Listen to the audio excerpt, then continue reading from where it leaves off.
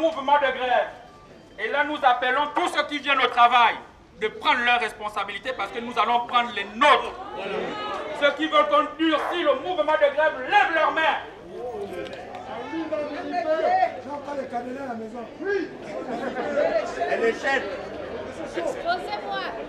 Mesdames et messieurs, le mot d'ordre, vous l'avez constaté par vous-même, et le vote qui a suivi par la base qui s'est fortement mobilisée a démontré que nous restons fermement en grève générale illimitée. Donc le mot d'ordre est de durcir ce mouvement durant les 3 prochains jours où tous les bureaux seront fermés au cadenas. Nous reprochons premièrement au gouvernement leur silence méprisant. Les partenaires sociaux ne peuvent pas représenter l'ensemble des agents, poser des revendications sur votre table durant 3 mois, même pas un WhatsApp. Ce mépris est inadmissible. Lorsqu'on est dans un partenariat, on se respecte. Et dans le partenariat, un engagement demeure un engagement. Le point d'achoppement, c'est la publication des résultats des audits effectués en 2018 qui ont démontré que l'État payait plus qu'il n'en fallait.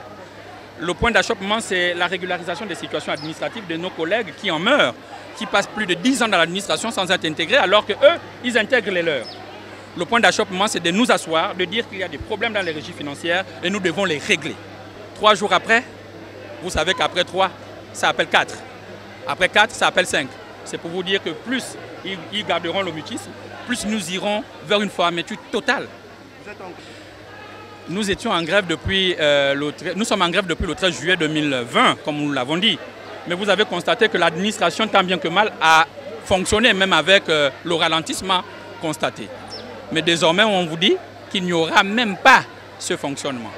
Nous allons nous assurer que l'administration soit effectivement paralysée. La solution définitive se trouve auprès des plus hautes autorités de la République. Comment concevez-vous que la première institution, la présidence de la République, saisit un ministre de la République en date du 27 août 2020 et ce dernier ne daigne pas s'exécuter en invitant les partenaires au dialogue? Qui est radical dans ce cas? Est-ce le gouvernement ou les partenaires sociaux? À qui profite le crime? Nous appelons l'ensemble des agents des régies financières à constater par eux-mêmes le mépris dont fait preuve le gouvernement face à leurs revendications.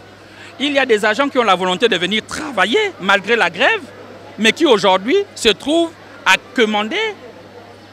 La volonté du gouvernement est peut-être de clochardiser les agents des régies financières, mais ils ne parviendront pas à nous enlever cette hargne que nous avons de régulariser nos problèmes. Et nous allons y parvenir. Avec eux ou sans eux, nous y parviendrons.